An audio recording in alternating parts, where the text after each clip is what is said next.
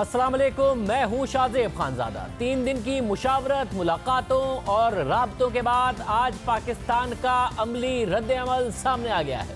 بھارت کی جانب سے کشمیر کی خصوصی حیثیت ختم کرنے کے اقدام پر اب پاکستان کے بھی عملی اقدامات سامنے آ رہے ہیں۔ قومی سلامتی کمیٹی نے اہم فیصلے کر لیے، پارلیمنٹ کا مشترکہ اجلاس بھی ختم ہو گیا اور متفقہ قرارداد بھی منظور کر لی گئی۔ ترجمان دفتر خارجہ کے مطابق قومی سلامتی کمیٹی کے فیصلے کے تحت بھارتی حکومت کو بتا دیا گیا ہے کہ وہ اپنا ہائی کمشنر واپس بلا لے۔ ساتھ ہی یہ بھی بتا دیا گیا ہے کہ پاکستان اپنا ہائی کمشنر بھارت نہیں بھیجے گا۔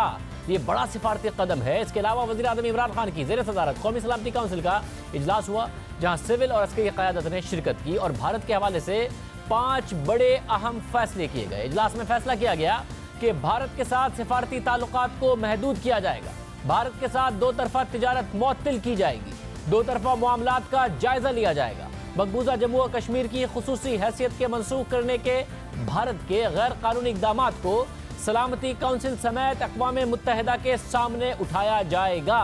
ساتھ ہی یہ فیصلہ بھی کیا گیا ہے کہ 14 اگست کو کشمیری عوام کے ساتھ یوم یکجہتی کے طور پر منایا جائے گا اور 15 اگست کو یوم سیاہ منایا جائے گا۔ اس کے علاوہ وزیر اعظم عمران خان نے تمام سفارتی چینلز کو فعال کرنے کی ہدایت کی ہے۔ ساتھ ہی وزیر اعظم نے پاک فوج کو چوکس رہنے کی ہدایت کر دی ہے۔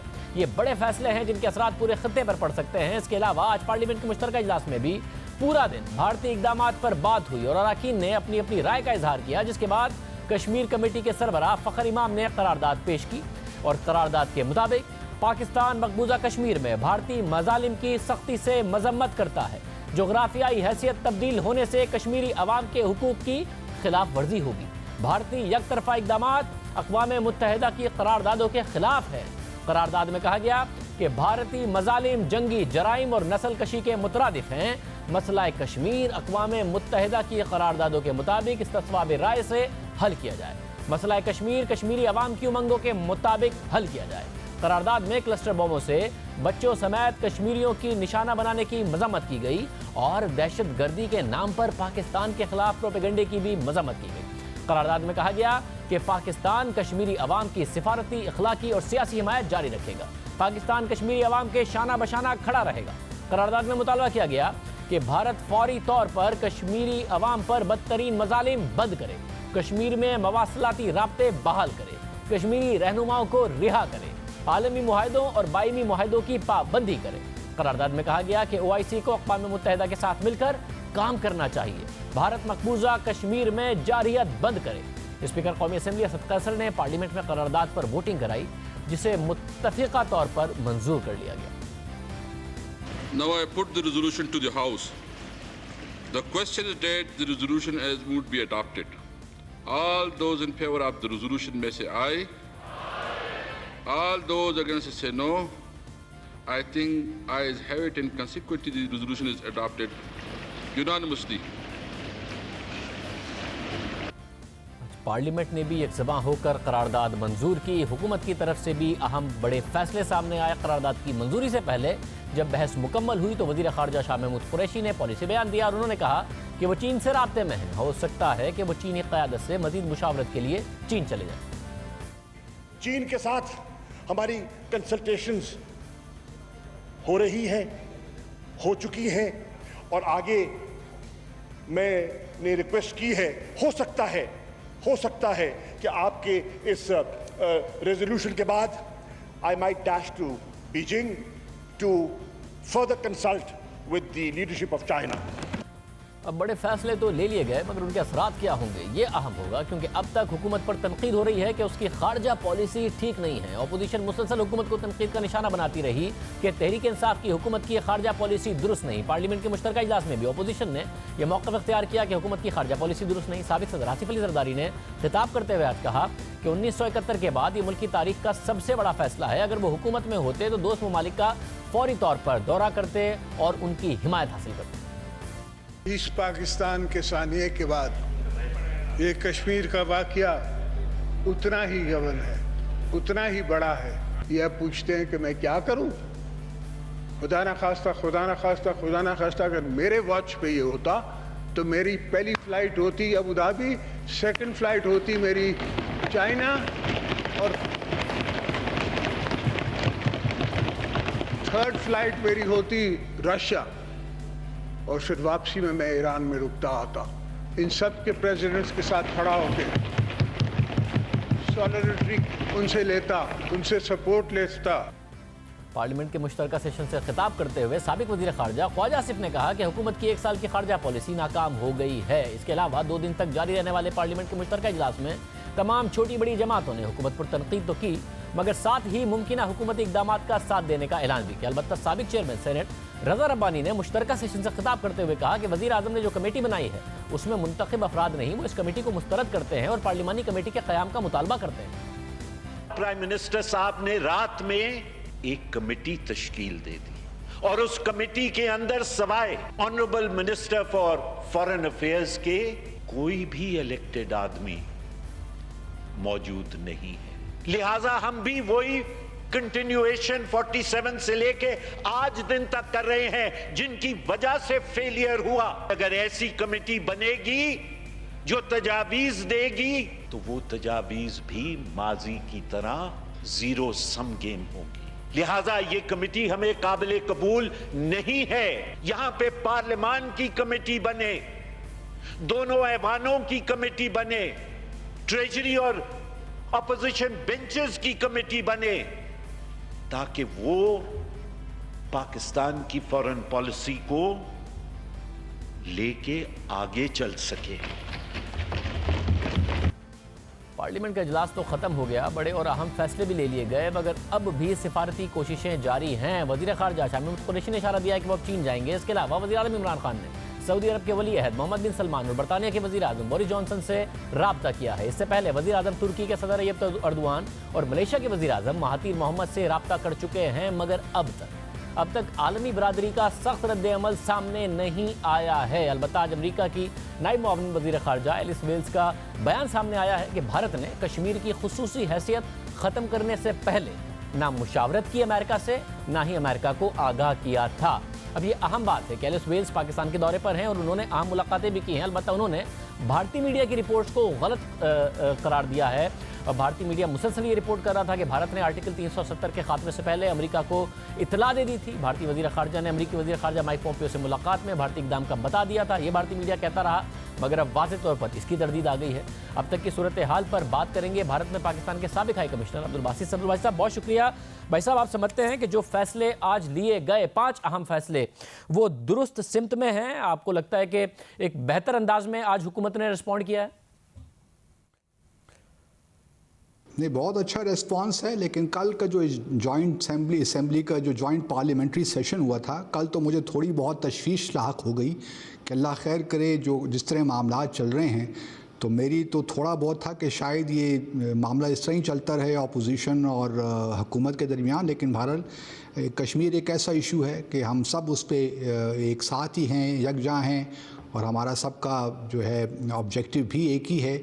जहाँ तक इन इक़दामात का ताल्लुक़ है, मैं समझता हूँ बिल्कुल सही इक़दामात लिए हैं और यही होना चाहिए था। लेकिन मैं सिर्फ़ एक इसमें ऐड करना चाहता हूँ, क्योंकि देखिए हमारा जो मकसद है वो अब बुनियादी तौर पे हमारा मकसद रेस्टोरेशन ऑफ आर्टिकल 360 नहीं है। वो अगर रेस्टोर हो भी जाता है तो हमारे डिस्प्यूट पे कोई फ़र्क नहीं पड़ता।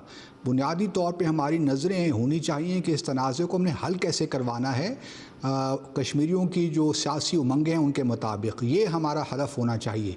तो इसके हवाले से मैं समझता हूँ कि अगर आज थोड़ा बहुत करतारपुर कॉरिडोर पे भी कोई डिसीजन ले जाता तो बेहतर होता। कुछ लोग कह रहे हैं कि नहीं वो सिखों का मामला, देखिए हम सिख कम्युनिटी, हमारा ये इंडिया और पाकिस्तान और कश्मीर का मामला है। मैं ये कतई नहीं कह रहा कि उनको जो 550वीं सालगिरह है गुरु नानक की उसमें ना आने दें। सिख यकीनी तौर पे वो हर साल आते भी हैं, तो वो बेशक आएँ, अटेंड करें, लेकिन जो कॉरिडोर है उस पर फ़िलहाल काम मेरे हिसाब से बंद हो जाना चाहिए, ताकि मोदी इंडिया के अंदर से ही प्रेशर पड़े मोदी साहब पे, बीजेपी की हुकूमत पे, कि आपने क्या बेवकूफ़ी की है। अभी जो इक़दाम लिए हैं बड़े अच्छे हैं, स्पेस के हवाले से, तिजारत के हवाले से, ये सब इक़दाम एक सही मैसेज पहुँचाएँगे मकबूजा जम्मू और कश्मीर में और कश्मीरी अवाम पे। लेकिन अगर कॉरिडोर का भी थोड़ा सा आज ही फ़ैसला कर लिया जाता तो बहुत अच्छा होता, एक बड़ा صحیح میسج جاتا اور اندر سے بھی پریشر پڑتا. گو کہ اس وقت بھارت میں پریشر تو ہے. انڈین کانگریس ہم نے کل لوک سبھا میں تقاریر دیکھی, زبردست تقریریں وہاں پہ ہوئی, منیش تیواری کی, ششی تھرور کی, چدمبرم کی, تو یہ تمام بڑے اچھے وہاں پہ ہیں. لیکن ہمیں تھوڑا سا اور پریشر بلڈ کرنا ہے اندر سے, اور اس کے لیے بڑا ضروری ہے. میں بار بار یہ کہہ رہا ہوں کہ کوریڈور پہ کام فی الحال روک دیجئے اور بالکل سکھ آئیں, اپنے پلگرم جو ہے ان کا وہ اٹینڈ کریں پلگرمیج اور چلے جائیں. خیر سے ہم ان کو ویلکم کریں گے سکھ کمیونٹی کو. لیکن یہ پاکستان, بھارت اور کشمیر کا معاملہ ہے. اس میں ہمیں لیت و لال سے کام نہیں لینا چاہیے کہ سکھ کمیونٹی ناراض ہو جائے گی. ہم ان کو قطعاً ناراض نہیں کرنا چاہتے. جو 1974 کا پروٹوکول ہے وہ بالکل ہم اس پہ قائم ہیں. لیکن چونکہ آج نیشنل سیکیورٹی کمیٹی نے یہ کہا ہے کہ جو بائی لیٹرل ارینجمنٹس ہیں ہم اس پہ بھی نظر ثانی کریں گے, تو میرے خیال میں اس وقت بھارت کے اندر سے پریشر بلڈ کرنے کے لیے بہت ضروری ہے کہ کرتارپور کوریڈور پہ فی الحال کام روک دیا. اور بھارت جو باہر سے پریشر کے لیے حکومت کہہ رہی ہے کہ ہم اقوام متحدہ میں معاملہ اٹھائیں گے, سفارتی سطح پر اور زیادہ ایکٹیو ہوں گے, بین الاقوامی برادری آپ سمجھتے ہیں کہ بھارت پر دباؤ ڈالے گی اگر پاکستان بہت اگریسو ڈپلومیسی کرے, اور پاکستان کو کیا کرنا چاہیے؟ دیکھیے بہت اس کے لیے ایفرٹ چاہیے, کیونکہ ہم نے پچھلے 15 سالوں میں کشمیر ڈپلومیسی کو ہم نے کشمیر کو خاص فوقیت نہیں دی. ہماری ساری سفارتکاری میں کشمیر کہیں ہمیں نظر نہیں آتا رہا. ہم بائی لیٹرل ڈائلاگ کی بات کرتے بھارت کے ساتھ کرتے رہے, پھر وہ پرویز مشرف کا 4 پوائنٹ فارمولا آ گیا. اس کے بعد پھر جو انہوں نے 6 جون 2004 میں جوائنٹ اسٹیٹمنٹ سائن کر لی, اس سے کشمیر کی جو اسٹرگل ہے بھارت نے اس کو پورٹرے کرنا شروع کر دیا ایز اف کی دہشت گردی وہاں پہ کوئی ہو رہی ہے. اس کے بعد پھر ہم نے خیر سے 10 جولائی 2015 کو اوفا اسٹیٹمنٹ سائن کر لی بھارت کے ساتھ, جس میں جموں اور کشمیر کا ذکر بھی نہیں تھا. تو ہمارے لیے انٹرنیشنل کمیونٹی تبھی ہمیں سیریس لے گی جب ہم خود سیریس ہوں گے. اب چونکہ ہم لگتا ہے کہ ہم کچھ سیریس ہو گئے ہیں, تو مجھے یقین ہے کہ اگر ہم باہر جائیں گے, لیکن اس کے بہت سے طریقے ہیں اس کو کرنے کے لیے, صرف گورنمنٹ لیول پہ نہیں ہوگا. جو ہمارا کشمیری ڈائسپورا ہے, اوورسیز پاکستانیز ہیں, ہمیں ان کو موبلائز کرنا. جس مثال کے طور پر 15 اگست کو یوم سیاہ منایا جا رہا ہے, تو اب ہم پہ فرض بنتا ہے کہ جو امپورٹنٹ کیپٹلز ہیں دنیا بھر میں, خاص طور پہ لنڈن ہو گیا, New York, Washington D C, Berlin, Paris, ان جگہوں پہ ٹوکیو, ان جگہوں پہ جتنی بھی پاکستانی کشمیری کمیونٹی ہے ان کو ہمیں لانا چاہیے. میں دیکھنا چاہتا ہوں کہ لندن میں 10 ڈاؤننگ اسٹریٹ کے سامنے 15 اگست کو, اور بھارت کے ہائی کمیشن وہاں جو ہے لنڈن میں, ان کے سامنے ہماری ہزاروں لاکھوں کی تعداد میں لوگ نکلنے چاہیے, کیونکہ ہماری بہت بڑی کمیونٹی ہے, تقریباً 1.5 ملین کے قریب پاکستانی اور کشمیری وہاں آباد ہیں یو کے میں صرف. تو ہمیں اب تھوڑا بہت پھر تھنک ٹینکس میں جانا ہے, میڈیا کی طرف جانا ہے, اپنا مدعا پیش کرنا ہے کہ جو بھارت نے اقدامات لیے ہیں اب تو بالکل انہوں نے, دیکھیے کبھی بھی بھارت میں ایسا کام نہیں ہوا کہ جو اسٹیٹ ہے اس کو یونین ٹیریٹری بنا دیا گیا ہو. یونین ٹیریٹری بنتی ہے, اس کے بعد اسٹیٹ بنتی ہے. تو بھارت نے تو اپنے عزائم بالکل ٹھیک کر دیے, لیکن ایک لحاظ سے اچھا بھی ہوا ان دا سینس کہ اب سچویشن جو ہے ریورٹ ہو گئی 1947 تک. جو باتیں تھیں وہ اب سب ختم ہو گئی ہیں, بائی لیٹرلزم ختم ہو گیا ہے. اب ہمیں انٹرنیشنل بین الاقوامی عالمی برادری کے پاس جا کر یہ سارے کام کرنے ہیں, اور ان کو احساس دلانا ہے کہ کیونکہ آگے بھارت نے مظالم اور تیز کرنے ہیں, اسے مجھے قطعاً کوئی شک نہیں ہے. آج 3 دن ہو گئے ہیں وہاں پہ کرفیو لگا ہوا ہے, لوگوں کے پاس کھانے پینے کا سامان ختم ہو گیا ہے, انٹرنیٹ نہیں ہے, تو معاملات وہاں اور سنگین ہونے والے ہیں.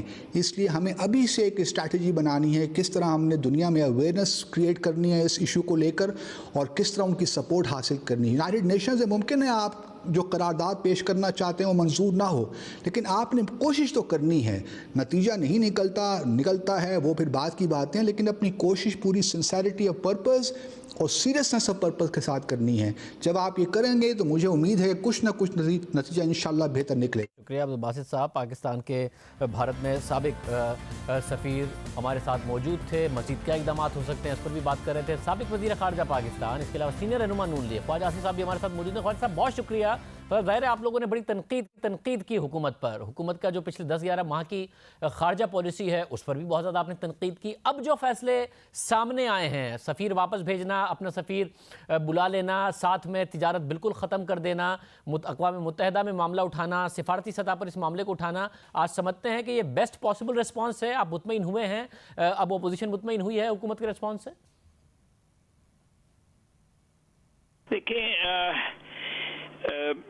شاید دو تین چیزیں ہیں جس سے جو ہے وہ ہمیں جو ہے وہ جو کچھ چیزیں ہیں جو ہم سیاستدان جو ہے نا وہ کرتے ہیں اس کے لیے اپنی لوکل کنزمپشن کے لیے، انٹرنل کنزمپشن کے لیے.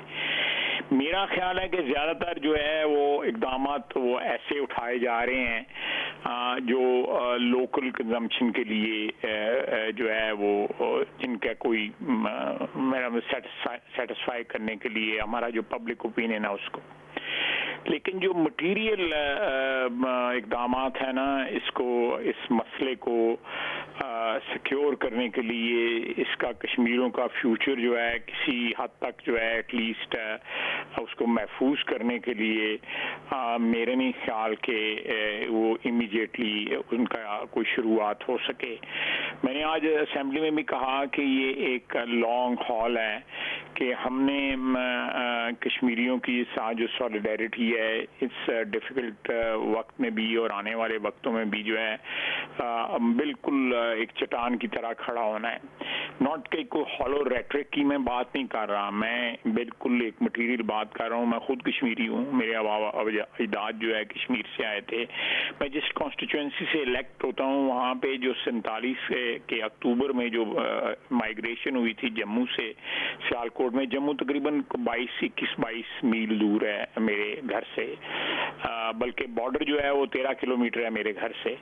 تو یہ ہم لوگوں کی بڑی اسپیشل ایسوسیشن ہے کشمیریوں کے ساتھ، سیالکوٹیوں کی اور دوسرے لوگ جو بارڈر پہ یا ایل او سی کے ساتھ رہتے ہیں یا ورکنگ باؤنڈری کے ساتھ رہتے ہیں. ہم نے جو ہے یہ اپیزمنٹ کی policy, I am not criticising the government لیکن جسٹ اینالائزنگ، جو 1 سال کی اپیزمنٹ کی پالیسی تھی نا، دیٹ واز بیڈ انویسٹمنٹ اور it was just one sided. There was no response coming from India. ہم نے جتنے بھی انیشیٹوز لیے، جتنے بھی کالز کی، جتنے بھی انٹرنیشنل فورمز پہ جا کے لوگوں کو، عرب جو ہمارے دوست ہیں ان کو بھی ہم نے ریکویسٹ کیا، ہم نے ایرانیوں کو بھی ریکویسٹ کیا. As late as 2 weeks back ہم نے جا کے واشنگٹن میں ریکویسٹ کیا کہ ہماری کو بات کرا دیں، اور انہوں نے آگے سے جواب دیا کہ جی ہمیں انہوں نے بھی کہا ہے کہ آپ میڈیٹ کریں، which was wrong because it was contradicted the very next day, rather the same evening from Delhi کہ بھی ہم نے کوئی ایسا ریکویسٹ نہیں کیا. میرا خیال ہے کہ ان تمام لوگوں کو پتا تھا کہ دس از کمنگ. یہ جو اسٹیٹس جو چینج کیا ہے انہوں نے کشمیر کا، یہ سب لوگوں کو پتا تھا کہ یہ آ رہا ہے.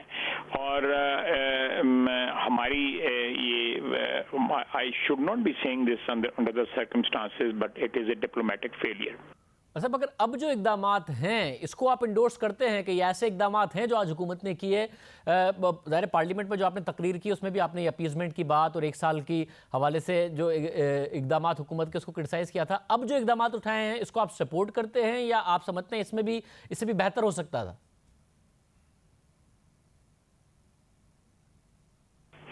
نہیں، میں سپورٹ کرتا ہوں. میں اس وقت I'll be the last person to create any fissures or any differences with the government, you know.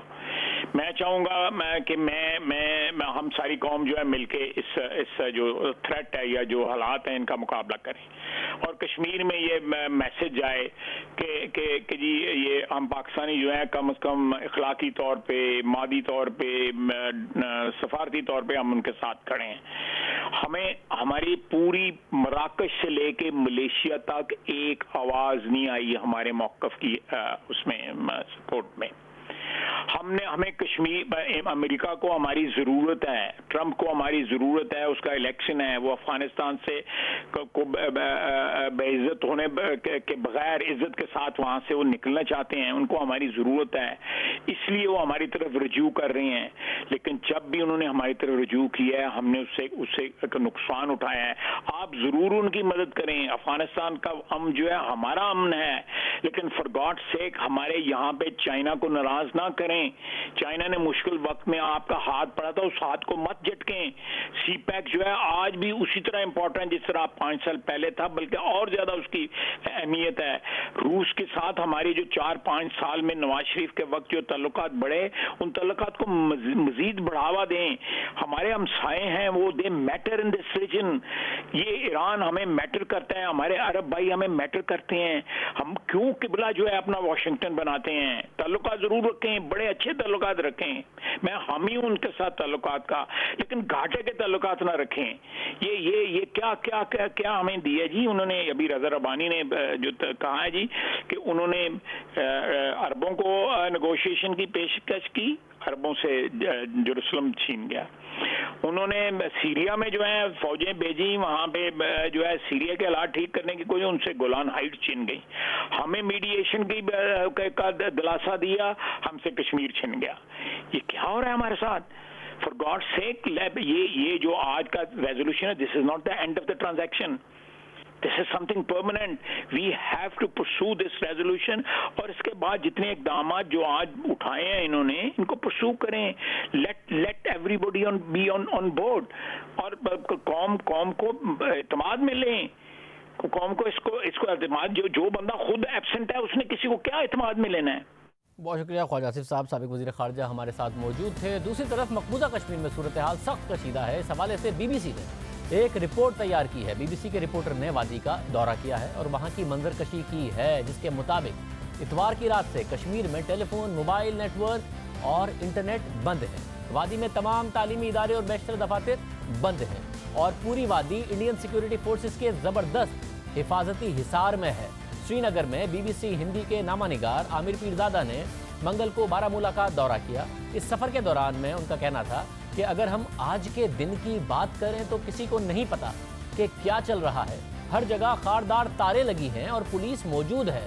जहां मैं हूं वहां से बारामूला का रास्ता 1 घंटे का है, मगर इस सफ़र के दौरान हमें 10 से 12 मरतबा रोका गया। हमारे शनाख्ती कार्ड चेक किए गए और पूछगछ की गई कि कहाँ जा रहे हैं, क्यों जा रहे हैं, और फिर हमें आगे जाने दिया गया। आमिर पीरजादा ने BBC के लिए रिपोर्ट किया कि वादी में आमदोरफ्त मुकम्मल तौर पर ख़त्म है, सिवाय चंद एक इलाकों के जहां ज़राए इब्लाग के नुमाइंदों को तस्वीर और वीडियो बनाने की इजाज़त दी जाती है, वरना ऐसा करना ममनू है और इसकी बिल्कुल इजाज़त नहीं। उन्होंने बताया कि यहाँ तक कि एक मरतबा मेरा मोबाइल चेक किया गया और उसमें मौजूद तस्वीर डिलीट करवाई गई। कश्मीर में दफ़ा 144 नाफिज है और पुलिस की गाड़ियों से लगातार ये ऐलान किया जा रहा है कि शहर में कर्फ्यू नाफिज है और जहां 2 से ज़्यादा लोग नजर आएंगे उनके खिलाफ कार्रवाई की जाएगी। BBC के मुताबिक लोगों के अंदर गुस्सा भरा हुआ है। बारामूला में हमने 20 से 25 लोगों से बात की, उनमें गुस्सा था जो कि हम पर निकल रहा था। उनका एक ही जवाब था कि तुम लोग क्या करोगे, हमारे बताने से क्या हो जाएगा, ये सब आप ही की वजह से है। कोई शहरी हमसे बात करने के लिए तैयार नहीं था। उन्होंने बताया कि कोई सिविलियन हमसे बात करने के लिए तैयार नहीं था, क्योंकि उनके दिल में डर है कि अगर वो हमसे बात करेंगे तो शायद उनको गिरफ्तार कर लिया जाएगा। BBC के रिपोर्टर ने मजीद बताया कि लोग अभी तक समझने की कोशिश कर रहे हैं कि उनके साथ हुआ क्या है। इंटरनेट ही नहीं है, केबल सिस्टम पूरा ब्लॉक है। उन्होंने कहा कि लोगों से मिलकर जो वो समझ पाए हैं, इसका खुलासा ये है कि जैसे ही इनको कर्फ्यू से नरमी मिलेगी तो वादी में कशीदगी बढ़ेगी। यह है कश्मीर की सूरत हाल जो BBC के नामानिगार ने खुद देखी है और बयान की है। प्रोग्राम में एक ब्रेक शामिल करते हैं, आम खबरों में बात करेंगे एक ब्रेक के बाद।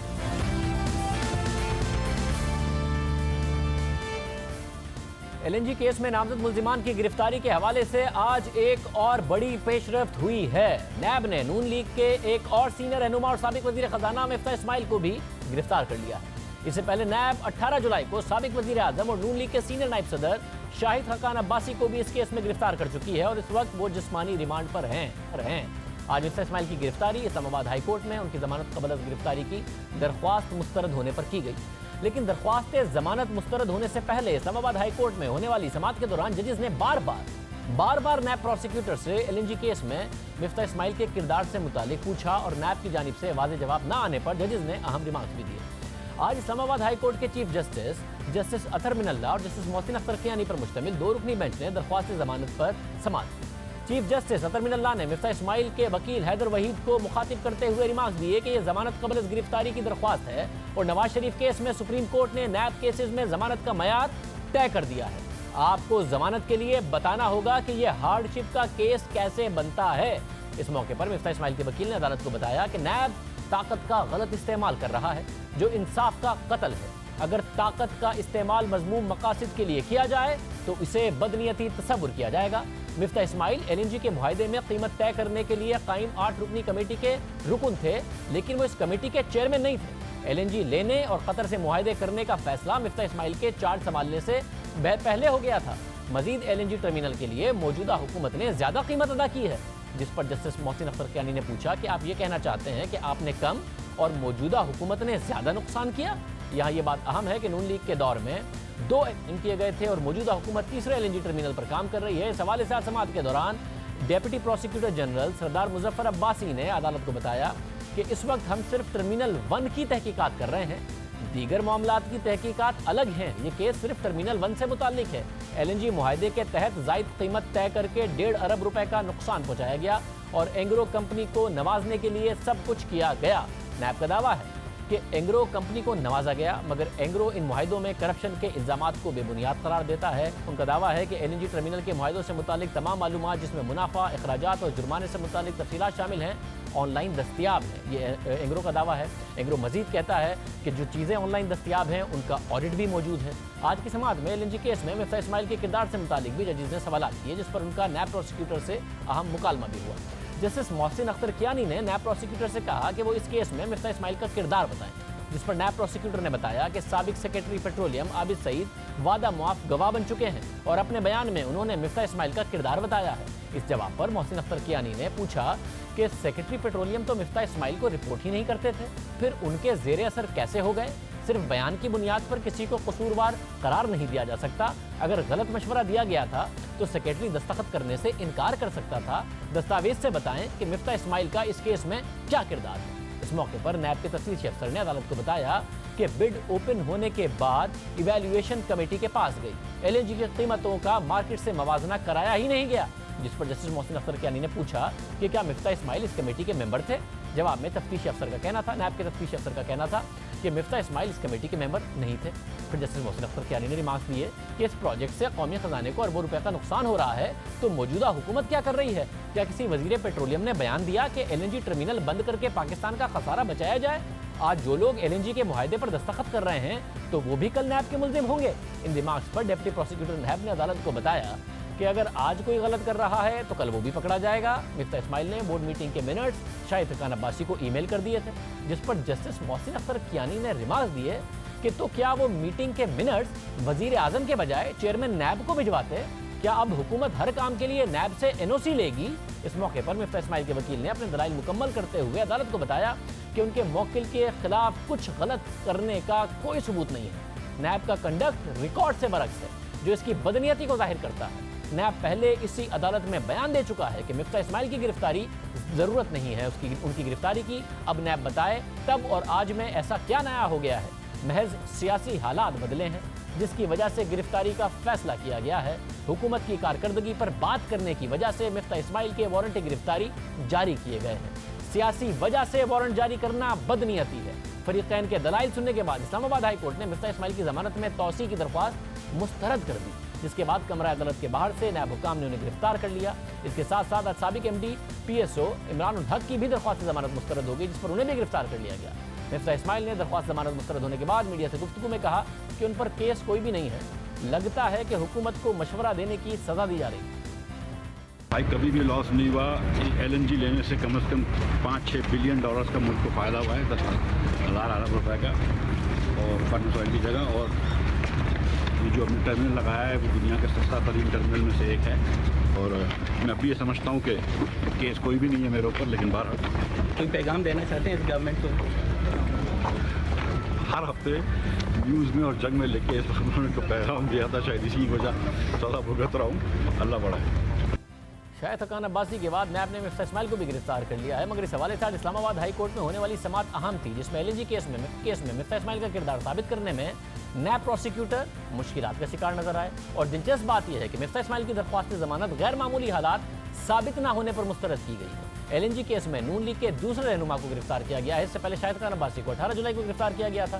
اور دلچسپ بات یہ ہے کہ اس کیس میں شاہد خان عباسی نے کوئی وکیل نہیں کیا ہوا ہے اور انہوں نے امید ظاہر کی ہے کہ وہ خود نیب کو LNG کا کیس سمجھائیں گے. یہاں تک کہ اس کے لیے انہوں نے احتساب عدالت سے اپنا 90 دن کا ریمانڈ دینے کی بھی درخواست کی تھی کہ نیب کو آپ دے دیں تاکہ میں ان کو سمجھا سکوں. آج کی عدالتی کارروائی پر بات کریں گے اس کیس کو کور کرنے والے جیو نیوز کے نمائندے اویس یوسفزئی سے. اویس بہت شکریہ. اویس, جو کیس کے مفتاح اسماعیل کے خلاف کیا اس میں نیب پروسیکیوٹر نہیں ثابت کر پا رہے تھے اور یہ جو ایک پریسیڈنٹ سیٹ ہوا ہے اس کی وجہ سے ان کی ضمانت منسوخ ہوئی, کیا ہوا آج عدالت میں؟ جی دیکھیں, آج جو سماعت تھی وہ 2 گھنٹے تک چلی یہ درخواست ضمانت پر, اور نیب کی جانب سے ان کی پوری ٹیم تھی پروزیکیوشن کی. ان کے تفتیشی افسر کمرہ عدالت میں موجود تھے. جو مفتاح اسماعیل ہیں وہ خود روسٹم پر موجود تھے. ان کے وکیل حیدر وحید جو ہیں انہوں نے آرگومنٹس کیے. آج ایک اہم بات یہ تھی کہ جو کورٹ ہے وہ بار بار یہ نیب کی ٹیم سے سوال کر رہی تھی کہ آپ یہ بتائیں اس کیس میں جو مفتاح اسماعیل ہیں ان کا کردار کہاں پر ثابت ہوتا ہے, یہ کوئی بھی ایک ڈاکومنٹ دکھائیں, کوئی ایویڈنس دکھائیں. لیکن نیب اس حوالے سے کوئی دستاویز پیش نہیں کر سکا. تو پھر باری تھی درخواست گزار کے وکیل کی. انہوں نے کورٹ کو کنونس کرنے کی کوشش کی کہ اس میں بدنیتی ہے نیب کی. جب ان کی لیڈر نے ملک گیر ہڑتال اور احتجاج, اور جب یہ احتجاج کی کال دی گئی تو اس کے فوری بعد میمو آف ارسٹ جاری ہوا مفتاح اسماعیل کا, اور ان کی گرفتاری کی کوششیں شروع کر دی گئیں. ان کے گھر پر ریڈ کیا گیا, اور یہ تمام جو کوششیں ہیں ان کی گرفتاری کی وہ حکومت پر تنقید کے نتیجے میں ہیں. لیکن جب آرگومنٹس ختم ہوئے تو یہ کہنا تھا بینچ کا, جو 2 ججز شامل تھے اس بینچ میں, کہ آپ ہارڈ شپ کا کیس ثابت نہیں کر سکے, اس لیے یہ درخواست مسترد کی جاتی ہے. اور اسی بنیاد پر یہ درخواست مسترد ہوئی ہے, جس کے بعد نیب نے کمرہ عدالت کے باہر سے مفتاح اسماعیل کو گرفتار کر لیا. بہت شکریہ اویس یوسفزئی, اس حوالے سے تفصیلات بتا رہے تھے. پروگرام میں ایک بریک شامل کرتے ہیں اور ہم پر بات کریں گے.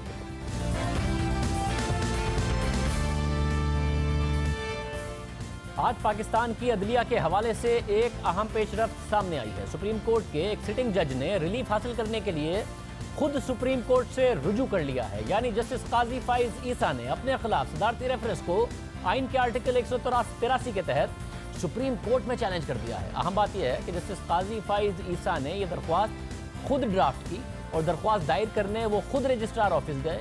ساتھ ہی جسٹس قاضی فائز عیسیٰ نے صدر کو خط لکھنے پر وکیل شہزاد بٹ کے ریفرنس کو بھی اپنی درخواست میں چیلنج کیا ہے. انہوں نے عدالت سے یہ درخواست کی کہ ان کے خلاف ریفرنسز کو بدنیتی پر مبنی قرار دیا جائے. ساتھ ہی سپریم جوڈیشل کاؤنسل کی ان کیمرہ سماعت کو اس کیس کے پس منظر میں غیر قانونی اور بنیادی حقوق کے منافی قرار دیا جائے, اور جب تک اس پٹیشن پر فیصلہ نہیں ہو جاتا تب تک سپریم جوڈیشل کاؤنسل کی کارروائی کو روک دیا جائے. جسٹس قاضی فائز عیسیٰ نے اپنی درخواست میں 13 فریق شامل کیے ہیں, جس میں صدر پاکستان عارف الوی, وزیر اعظم پاکستان عمران خان, وزیر قانون فاروق نسیم, وفاقی حکومت, attorney general, supreme judicial council, registrar supreme court, asset recovery unit کے سربراہ شہزاد اکبر اور مختلف بارز کو بطور فریق شامل کیا گیا ہے.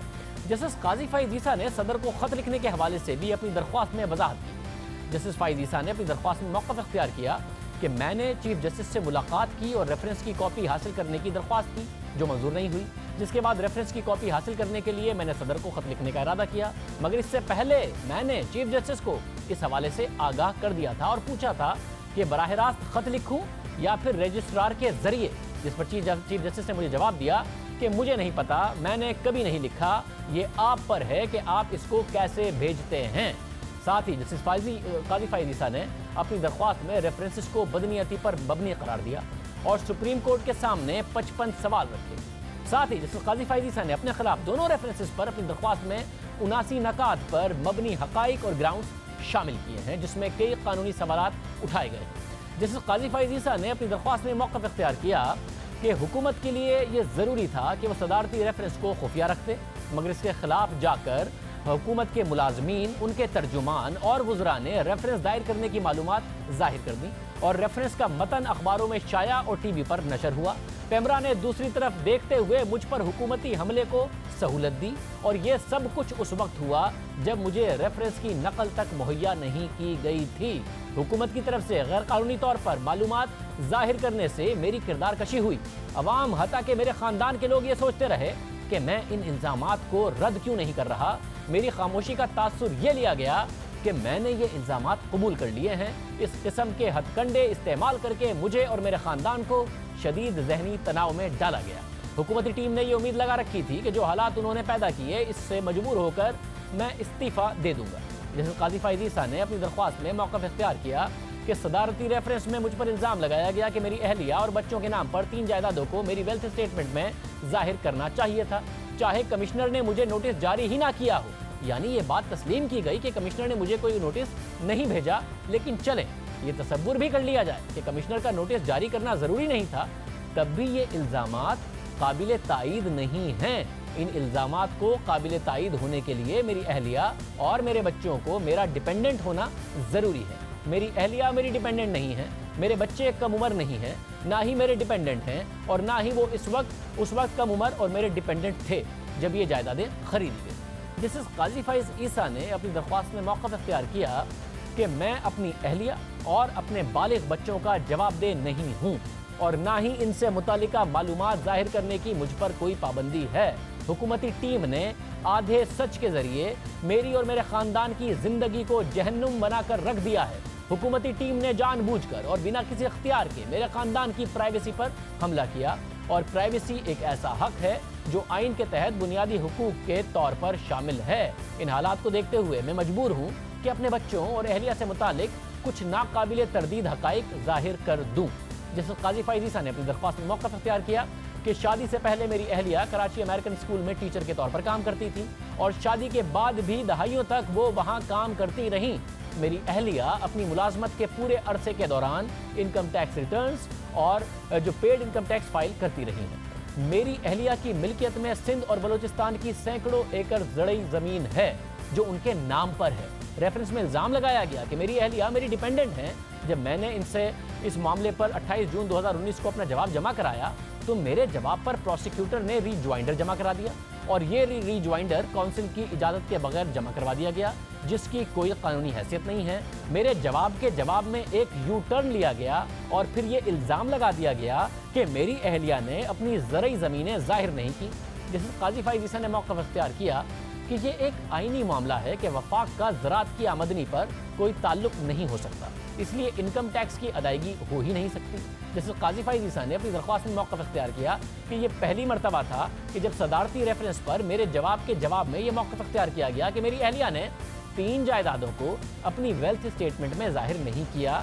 यानी आर्टिकल 209 के तहत एक सदारती रेफरेंस मेरे खिलाफ दायर किया गया और फिर इस रेफरेंस को मेरी अहलिया के लिए इनकम टैक्स नोटिस में बदल दिया गया।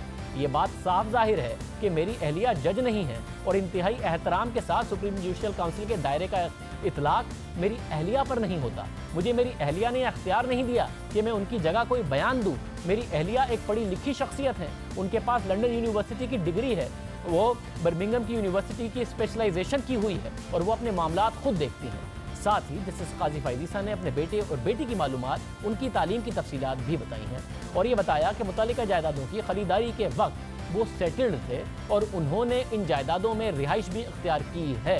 जैसे काजी फैज़ ईसा ने अपनी दरख्वास्त में मौक़िफ़ इख्तियार किया कि डोगर नामी शख्स की शिकायत पर एसिड रिकवरी यूनिट ने इस मामले की मज़ीद छानबीन की। डोगर नामी शख्स ने 10 अप्रैल 2019 को चेयरमैन एसिड रिकवरी यूनिट को लिखे खत में खुद को तहकीकाती सहाफ़ी और कानून का पाबंद शहरी बताया, लेकिन ये नहीं बताया कि वो कहाँ काम करते हैं और अपने घर और दफ्तर का पता भी जाहिर नहीं किया, ना टेलीफोन नंबर की मालूमात बताई और ना ही जायदादों से मुताल्लिक कोई तफसीलात बताई। इसके बावजूद शहजाद अकबर ने यह ज़रूरी समझा कि वो इस मामले में वज़ीर कानून से मुलाकात करें और फिर डोगर से मुलाकात करें। किसी तरह उन्होंने डोगर को तलाश भी कर लिया था। डोगर चाहता था कि उसके नाम को खुफिया रखा जाए। कानूनी सवाल ये उठता है कि डोगर खुद को जाहिर क्यों नहीं करना चाहता था। इन हालात को देखते हुए शिकायत कुरुंदा एक नामालूम शख्स था जिसकी वजह से शिकायत को खारिज होना चाहिए था। ये शिकायत कुरुंदा किसी और के लिए एक प्रॉक्सी और फ्रंटमैन था और रेफरेंस को खारिज करने का ये एक ग्राउंड था। डोगर ने बताया कि वो एक तहकीकाती सहाफ़ी है, लेकिन अपने बारे में उसने कोई मालूमात नहीं दी सिवाय अपनी शनाख्ती कार्ड नंबर के, जिसे FBI में सर्च किया गया और वो एक्टिव टैक्स देने वालों की लिस्ट में भी शामिल नहीं थे। मिस्टर डोगर दीगर सहाफ़ियों से मुतालिक गलत स्टोरीज भी प्लांट कर चुके हैं, इस पर माफ़ी भी मांग चुके हैं। इसके बावजूद हुकूमत और अटॉर्नी जनरल की उनके लिए हिमायत दिलचस्प है।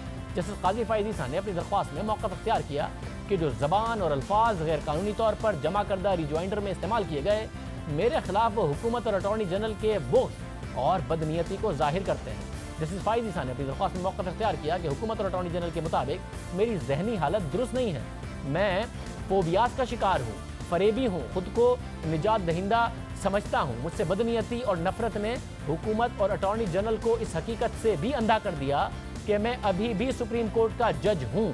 साथ ही जस्टिस काजी फ़ाइज़ ईसा ने एक बार फिर वज़ीर कानून फ़रोग़ नसीम की तरफ से वकला बॉडीज़ को रकम की तकसीम की टाइमिंग पर भी सवाल उठाए। अभी जस्टिस काजी फ़ाइज़ ईसा की दरख्वास्त के चंद नकात थे जो मजमूई तौर पर 71 सफ़हात पर मबनी है। अब सुप्रीम कोर्ट इस मामले को कैसे देखेगी? क्या गुंजाइश बनती है कि एक तरफ मामला सुप्रीम जुडिशल काउंसिल में चल रहा हो और सुप्रीम कोर्ट देख ले? रशीद रिजवी साहब, साबिक सदर सुप्रीम कोर्ट बार एसोसिएशन, माहिर कानून हमारे साथ मौजूद हैं। रिजवी साहब बहुत शुक्रिया। रिजवी साहब, जो मंदरजात हैं वो आपने देखे होंगे, जैसे काजी फ़ाइज़ ईसा की तरफ से जो पिटीशन दायर की गई है, आप समझते हैं गुंजाइश है कानून में जो कुछ उन्होंने अदालत आलिया के सामने मामलात रखे हैं और जो इस्तदा की है? देखें, ये आपको याद होगा चौधरी इफ्तिखार साहब जब चीफ जस्टिस थे उस वक्त भी उन्होंने चैलेंज किया था अपने ख़िलाफ़ रेफरेंस को, और उसके साथ साथ 22-24 कोई बार एसोसिएशंस और बार काउंसिल्स आई थी, उन्होंने भी अपनी तरफ से पिटिशनें दाखिल करके उस रेफरेंस को चैलेंज किया था और यही ग्राउंड लिया था जो उनका इम्पॉर्टेंट ग्राउंड था, बदनीयती, मैलाफाइडे on the part of government.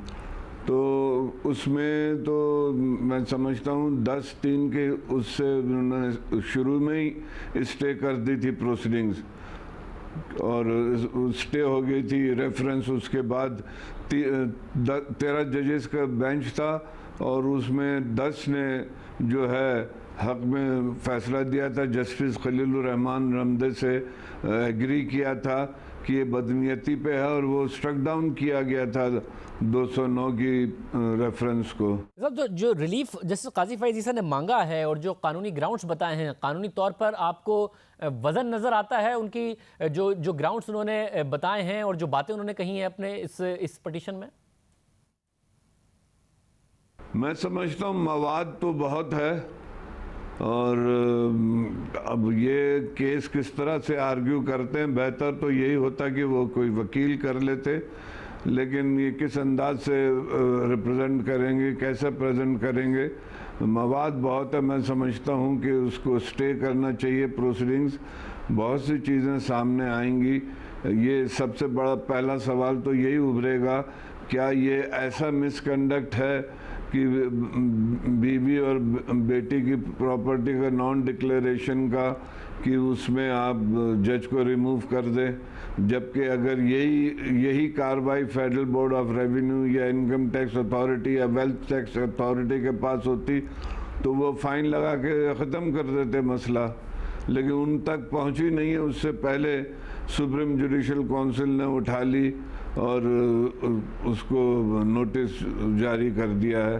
तो ये चीज़ें तो अब देखेंगे, अगर उसी तरीके से इफ्तिखार चौधरी साहब के वक्त जिस आज़ादाना माहौल में खलीलुर रहमान साहब की बेंच ने काम किया था, अब देखते हैं कि उनके लिए भी एक ये टेस्टिंग टाइम है कि किस तरह से वो इन चीज़ों को जो मुख्तलिफ सवालात उठाए गए हैं और अब तो बहुत सी इसके बाद पिटिशनें पीछे पीछे आएंगी, उनको किस तरह से हल करते हैं। ये एक क्वेश्चन ऐसा है कि जो इंडिपेंडेंस ऑफ जुडिशरी से रिलेटेड है और मैं समझता हूँ कि फ़ैसला होना ज़रूरी है, इसमें फुल बेंच का बैठना बहुत ज़रूरी है। बहुत शुक्रिया। साबिक सदर सुप्रीम कोर्ट बार हमारे साथ मौजूद थे और जो इफ्तिखार चौधरी के ख़िलाफ़ रेफरेंस था उसकी मिसाल दे रहे थे कि उन्होंने भी सुप्रीम कोर्ट में चैलेंज किया था और अब ये जैसे काजी फ़ाइज़ ईसा की तरफ से भी चैलेंज किया गया है। ज़रूरी समझ रहे हैं कि फुल बेंच इस हवाले से कोई फ़ैसला करे। आज के प्रोग्राम में इतना ही। आपसे करके प्रोग्राम में मुलाकात होगी। मुझे तो आप जानते ही होंगे,